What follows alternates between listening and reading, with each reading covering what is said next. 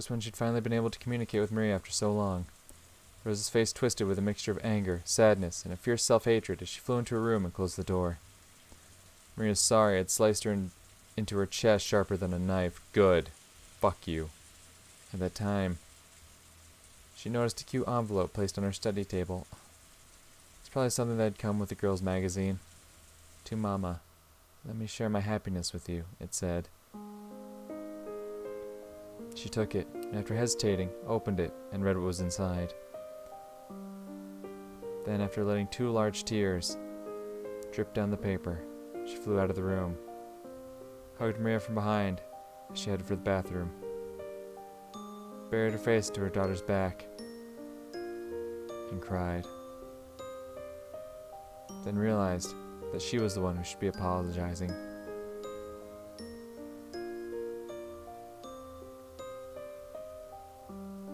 She apologized. Okay. I love all the little fucking ellipses, and it's like, she should be the one apologizing. Wait for it, wait for it, wait for it. She apologized. Why is Mama apologizing? There was no answer to that question.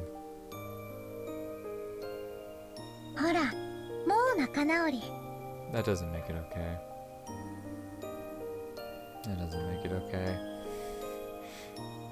There are certain things apologies will make right, but apologies are good, but only when the person, you know, when there's sincerity behind it. Maria's so quick to forgive Rosa that Rosa never changes. When Rosa feels all forgiven after she does an apology, she sees no issue in her fucking up again as long as she can apologize for it, which is not the right fucking thing. No.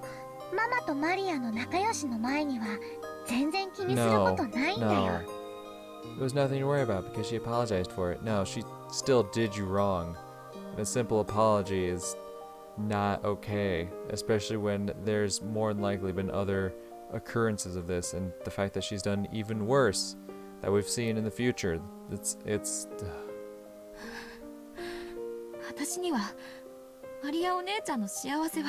yeah. エンジェの気持ちも一応は理解する。マリアだってこの力、今のエンジェと同じで不幸なかけらしか見つけられない気の毒な子だったから。 That power is just delusion in some cases. In some moments it's fine, but in some, if you use that power all the time, you're just delusional and fucking turning away from reality, and it's not good. その力、私になくてお姉ちゃんにはある。そしてそれがないから私は不幸で、お姉ちゃんは幸福だというの。 You're both unfortunate because of your fucking mindsets. 力という抽象的な表現でしか理解できない。それはエンジェはそれが知りたい。だから私の物語をここもちろんだよ。この力の秘密を。そして私は昔幼いエンジェに忘れちゃってる？大丈夫、思い出せるよ。今から私が教えてあげる。彼女って誰？わらわがそれをマリアに代わって教えよう。 Oh. ベ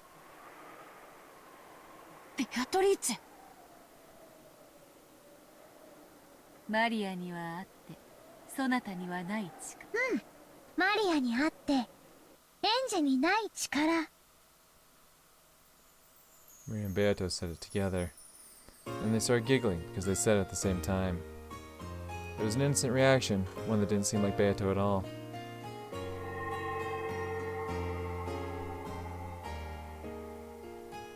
Black tea was arranged on a table in a peaceful garden, and Beato, Maria, Sakataro, who were sitting on Maria's lap, were having fun chatting.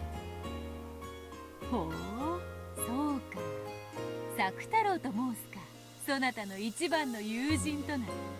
ウリュウ、はじめまして。おう、サク太郎は人見知りするから大丈夫だよ。ベアトリーチェ。ウリュウ、マリアの友達は？ウリュウ。じゃあ、ウリュウ。マリアにとってはこのようなことは日常においてよくあることなのか？お、何が？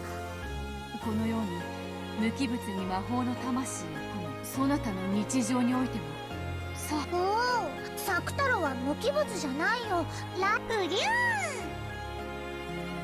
ぬいぐるみよゆえに毒を持たぬ無垢な子供が話しかけることによってそれに応えようとする精霊が宿る。 According to Beatrice, every time a child plays with dolls, the dolls actually gain a will and converse with them, sometimes even moving by their own will. However, because of their innocence, the power imbued into such a vessel is very weak. If they get struck with even a tiny bit of the toxin from a human's common sense, which says that there's no way a doll can talk or move, they instantly revert to being non-speaking dolls. しかしそなたのその作太郎というぬいぐるみは違う。ウリュウ、ライオンの子がウリュウ。作太郎はライオンの子だけどまだ子供だから、ウリウリウリュウ、ウリウリウリュウ。 Gazing at Maria, who was playing around with Sakutaro by the table, loaded with tea, Beatrice let out a sigh of admiration. なんということ。作太郎とやらはその布地と綿のよりしろを書くに自らの人格を持ち、しかも自らの意志で動いている。しかもさらに驚くべきは、それが異界の人物を名指しマリアをゼロの海から生み出したものという点。 After that, Maria boasted to Beata that Sakutaro wasn't her only friend, as she had many more of them back home. It seemed there were other similar stuffed animals and dolls who could talk and move their own will like Sakutaro. It was something natural for Maria. It was natural for stuffed animals to talk, move, and become her friends of their own will. When she saw that Maria accepted this as something natural, as a witch, Beatrice felt a respect bordering on awe. マリア、そなたのその力は魔法魔法マリアはまだ魔女見習いだから魔法なんていいや魔法だ。それを自覚して使えぬから未だ見習いなのであろうが、それにしても大した魔力。そなたの友人作太郎の権限こそがその立権限って？そなたの場合は想像と呼んでも良いであろうな。他人の手にあっては何の魂も持たぬ無機物がそなたの、しかもそれを強力な力でこれほどまでに魔法を否定する毒気に満たされた現代において一個の生命体足り得るほどに権限できる魔力はわらわとて容易なことではないわ。 It isn't hard to give birth to any number of soulless beings. However, giving birth to a being with a soul is very difficult. This is what Beato asserted. ベアトが言うのがよくわか I ん don't ない。 either. 作太郎がすごいってこと？作太郎とそなたが誇ってよい。なるほど。金蔵の最も欲したものはそなたに。なんでベアトにそんなに褒められるのかさ。ねえ作太郎、ウリュウ。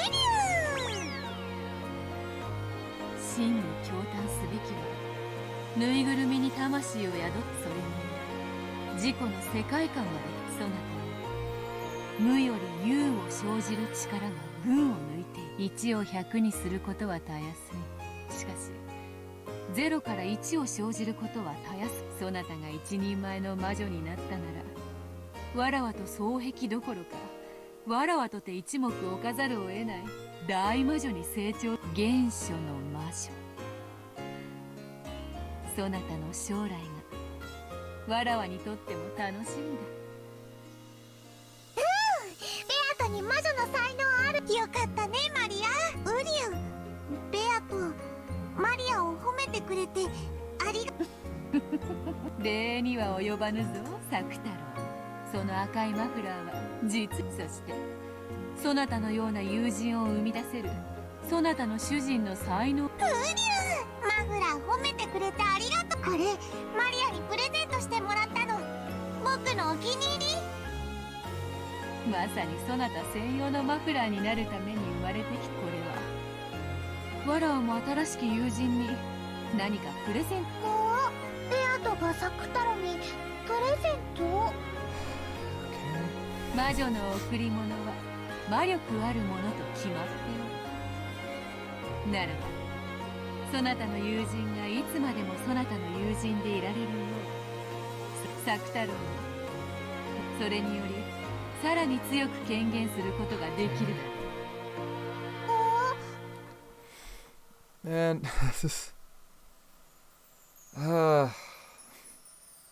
I know I'm getting really quiet again, but it's just trying to process everything that's fucking happening. Going from the moment where, like, Anjay and Maria are, like, arguing back and forth about how to interpret different events, and then all of a sudden we're having fucking tea with Beatrice, and all this shit's happening. There's so much shit happening. And I don't quite know how to make sense of all of it. I feel bad for just being quiet, because, like, what's the point of the fucking video? But it's like, what the fuck do I even say at these points? Like, I can't process any of this shit. I don't know what's really happening anymore. サク太郎ともっともっと楽しく遊べるようになるの？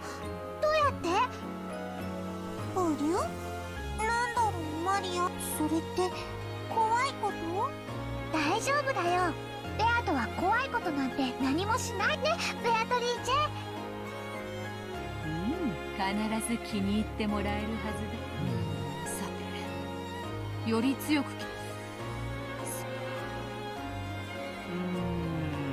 Beato crossed her arms, thought about what she could do to please them even more. And right there was the form of yet another witch. It was Beato's teacher, Virgilia. Virgilia truly was a great witch.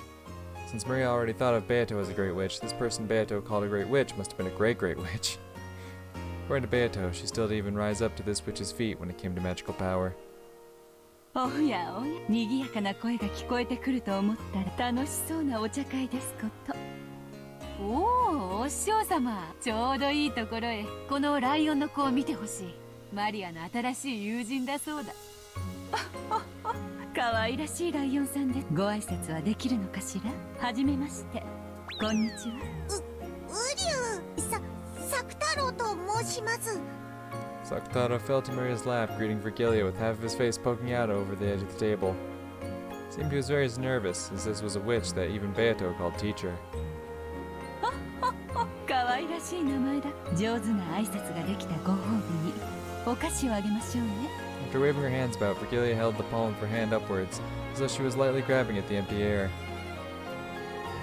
Then she held her fist down in front of Sakutaro. When she opened her fist, there was one of those individually wrapped cough drops. 飴だよマリア。すごいすごい。よかったねサク太郎。ちゃんとお礼を言ってね。飴をどうもありがとうペコリ。Even though Virgilia was a great witch, she still treated a stuffed animal like Sakutaro to an elegant greeting.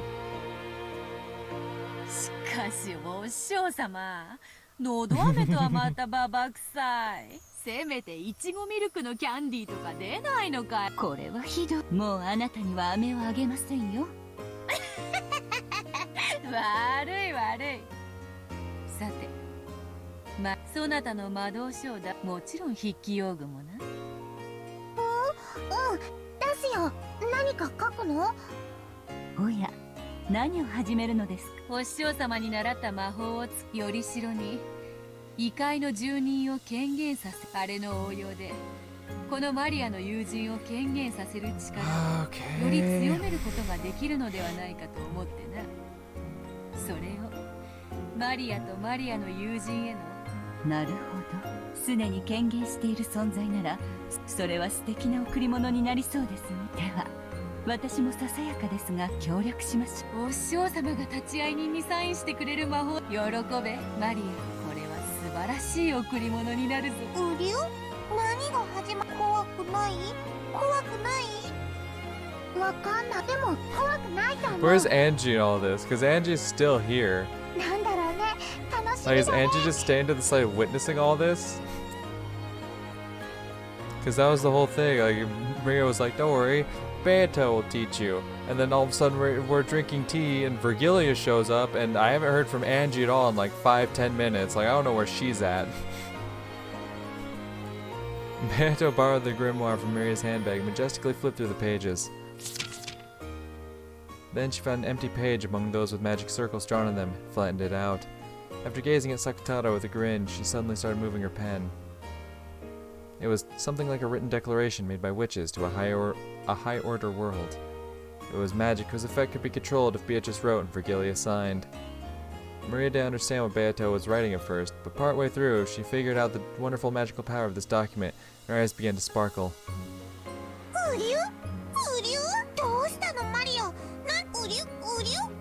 Sakutaro was on her lap, so he didn't know what was being written on the table.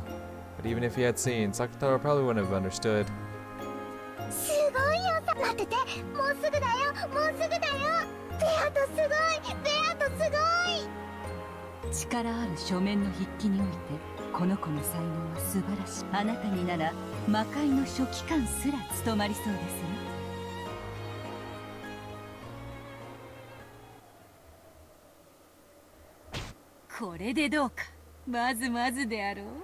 After finishing her writing with an intense amount of concentration, Beata looked over the document again from a distance.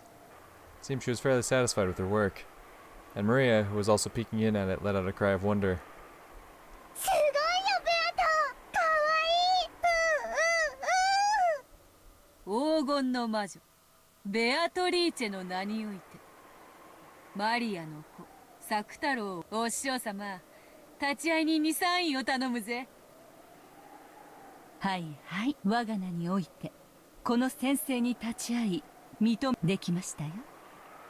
Virgilia signed, completing the written declaration. It was a document with the power to proclaim to the beings of a higher world that Sakutaro had most certainly materialized in the human world. Sakutaro, who had been born from Maria, was nominated by the two witches, Beatrice and Virgilia, and just now his existence had been acknowledged by the higher world. That itself was the great magic of materialization. According to Beato, it was apparently quite fortunate that Virgilia was there. After all, depending on the number and quality of witches that signed proclamations to the higher world, the power that resided in them could change drastically. Virgilia, in particular, had many friends in that higher plane, so her signature gave the proclamation a power with which Beato's couldn't even compare.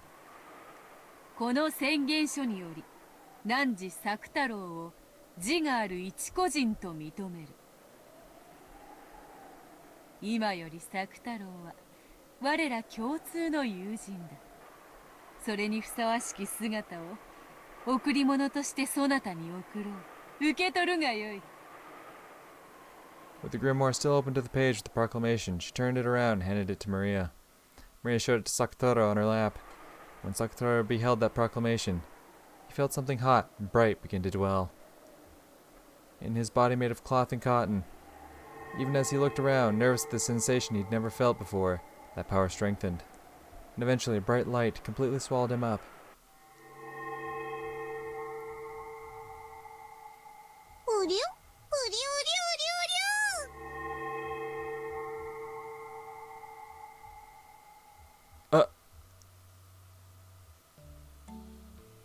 Then, when that light disappeared, there Maria's friend Sakutaro held a new form and existed.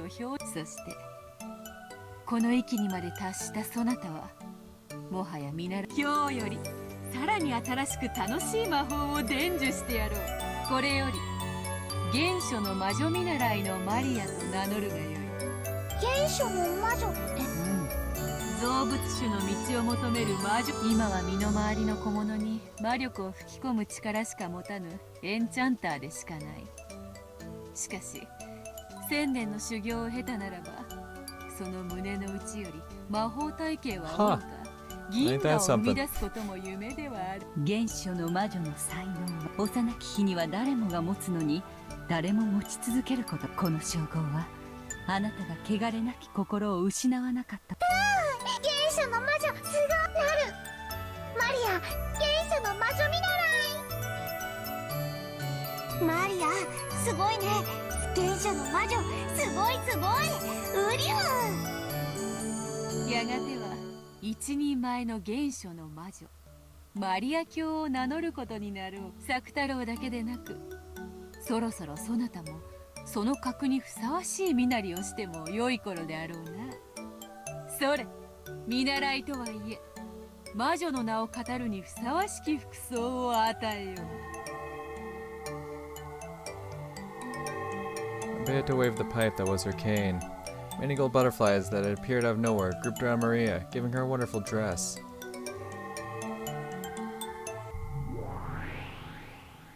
Ah, hell yeah. Certainly was fitting for the girl who would eventually take the name of the Witch of Origins, combining both cuteness and dignity. Damn straight. すごい。 That's my girl. すごいすごいすごいすごい。かわいいかわいい。このお洋服ママにも見せとね。魔女の清掃はみだりに見せてはもったいぶった方が価値が出るという。Then the Great Witch, the Witch's Apprentice, and their new friend Sakutaro enjoyed a lively tea party. ね。私はこんなにも幸せだよ。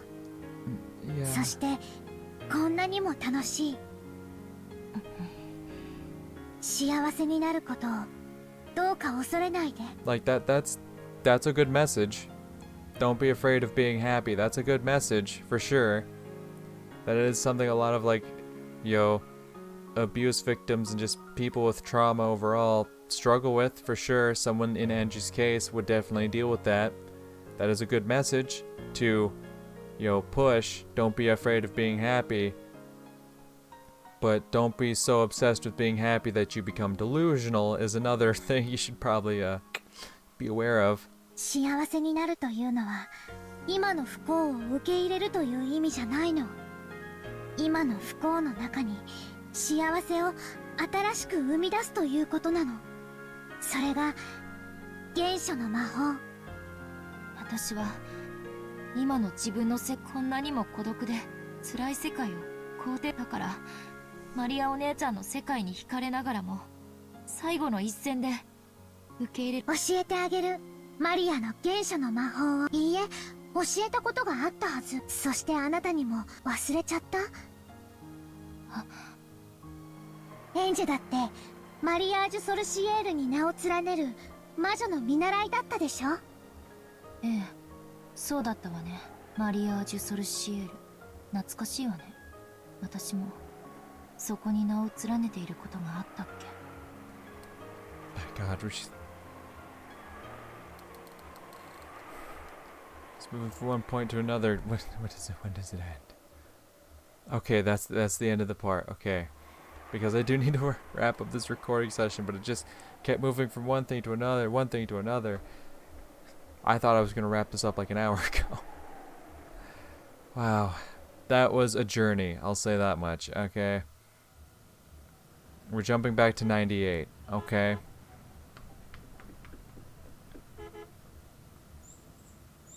Alright, we're back to Angie on her quest to discover the truth. That voice sounds familiar. We'll find out who it is later. Like I said, I gotta wrap up this recording session here.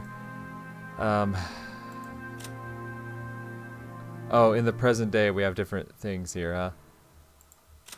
After being repeatedly hospitalized because of the psychogenic stress, she has already died in the world of 1998 due to acute heart failure. She lived her later years in isolation with no one to understand her, and this is the only and is the only survivor from Rokenjima. The media gave her the name Queen of Suspicion. She continued to make reckless expansions of her business just like Kinzo had done in the past, which earned her many enemies. By her later years, she was doing it merely to harass people as if she enjoyed it rather than for financial gain. And it was all done for the sake of Angie, who would eventually succeed her. And then there's Angie herself. Even after throwing herself off the top of a skyscraper, she miraculously survived unharmed. After that mystical experience, she threw away everything and went on a journey by herself to learn her past. Can she break through Beatrice's magic from her position 12 years in the future? Okanoge Tetsura. A leading member of the Ushirome group, between the time of Ava's death and Angie succeeding her position management of the group has fallen to the core members like him in her stead. However, Angie has no desire to inherit that role, leaving the group on the brink of fracturing internally and putting Okanoge in a difficult position. He was once the president of a foodstuffs distribution company and had an intimate relationship with Hideyoshi's business. Because of that long-lasting association, Ava had trusted him particularly, and he was appointed to the important post within the group. Amakusa. A former guard of Ava's, he's fundamentally a thrill-seeker, willing to take on dangerous jobs for very little pay. At one point he did work as a guard for Angie, but after repeatedly violating Ava's strict orders not to speak to her, Ava grew to dislike him and fired him. Angie seemed not to mind having him around, as he would often chat with her. This man, who has traveled between the Japan Self-Defense Force, the Foreign Legion, and non-government military companies, has skill in counter-sniping and protecting VIPs. And then, Sumidera Kasumi. Daughter of the declining noble family Sumidera, Ushirome Kirie's younger sister. She despises her sisters, and by extension Angie as well. She's the opposite of the free-willing person Kirie once was, and holds appearance in high regard, possessing a strong ambition for philanthropy. However, this is all just a craving for the limelight, caused by the complex she has towards her sister. Yet your sister leagues better than you are, bitch. There are several opposing factions in the Sumidera family, and they are constantly engaged in a secret feud over who will control the vast wealth Angie holds. Then over here we have all the connections and lines and whatnot, but there's nothing new there. Then we have okay, we got new things happening here.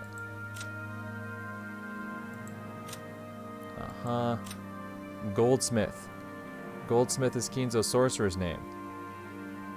When did I learn this? His skill as a summoner is legendary for the current era. His summoning ability surpasses even Beatrice at times. However, he is very mismatched, excelling in some areas while fatally lacking as a sorcerer in others. Magic with enough power to reheat a cup of black tea may be beyond him, but he's capable of summoning demons with magic strong enough to boil the sea. The source of his magic is found in arithmetic miracles, and his magical compendium is unique. Later on, even Beatrice took note of this and rearranged her own compendium accordingly. The Witch of Miracles, who has lived for 1,000 years, to defeat Beatrice in her game, she threw in a piece called Angie. The Voyager witches who cross the Sea of Fragments are beings far superior to the witches who cannot leave their own territories. While they may be on even footing inside this territory, her true magical power far surpasses that of Beatrice. What is sought by those witches who repeatedly voyage and attempt to escape boredom? Does Lambda have something new? I think so. The Witch of Certainty, who has lived for 1,000 years. She thinks of Beatrice's game as a birdcage enclosing Burncastle. Her goal is an eternal tie. She'll ally with Beatrice as a general rule, but she'll support Battler when it looks like he's about to resign. Then, when it looks like Beatrice is about to be cornered, she'll start supporting the Witch again. The willpower of certainty is far stronger than the endless, which just repeats over and over idly. Maria. Wait, is it Angie? Yeah, Angie is all caps too. The Endless Witch, who will live for 1,000 years in the future. Perhaps she's a hunter of witches, who will fell them all. Witches cannot be felled if they are not understood. Witches cannot be felled even if they are understood. I get it now. Why she went with the Hansel-Gretel analogy. Okay. Because, yeah, not only are Hansel and Gretel, you know, siblings, but Hansel was the one who got tricked by the witch and stuffed in the oven, but then Gretel is the one who fucking rescued him. Yeah, okay. I get the analogy there. Took me a while, but I got there. Witches cannot be felled if they are not understood. Witches cannot be felled even if they are understood. To understand witches and yet deny them. Only this contradicted power gives her the blade with which to fell witches. Maria, the Witch of Origins, who will live for 1,000 years in the future. She holds the motherly magical power to give birth to a 1 from the Sea of Zero. At a glance, this magical power is frail, but no matter how many times you multiply 0, you never end up with anything more than 0. However, the one she gave birth to will one day surpass even the heavens. She is loyally protected by Beatrice, who understands her true worth. The two of them are members of the same alliance. Sakutaro, the beloved furniture of Lady Maria, a witch of mariage sociale. He is Lady Maria's white heart itself. You might even say he's a second Lady Maria and irreplaceable to her. He holds a decoration as a diplomat, and none may attack him, not even the witches. Not any of the witches, weapons, and furniture in the Alliance, nor any of the demons and divine spirits in a contract with the Alliance. Interesting. And then that brings us back to our present day moment. Yeah, okay. Interesting. I just wanted to save my game, but I've learned quite a lot since then. Okay. Wow. So there's a lot to take in. They're throwing a lot of like magical world shit at us, but apparently from what we as the protagonist, as Badler, want to believe is that the magic world is just this distortion that hides the real truth of the actual world. So you're throwing all of the magical world stuff at us. At the same time, we have to think of like, what's this actually representing, you know? Which is, oh my god, this... My brain can't handle this shit. And from what I understand, there's no like simple answer to all this either. Like, I've heard plenty of people say, like, you finish the story, there's no concrete definitive answer that's given for everything that happens. Which I know is gonna fuck with me. I know it's gonna fuck with me. I already know that people say, oh yeah, don't expect some, you know, conclusive final answer when you finish episode 8. Like, you're definitely not getting that, which fucking, whatever. Like I said, I need to end this recording session here. It's either gonna be a quick jump cut or a new video, but either way, I'll see you guys in the next recording session. Until then, peace.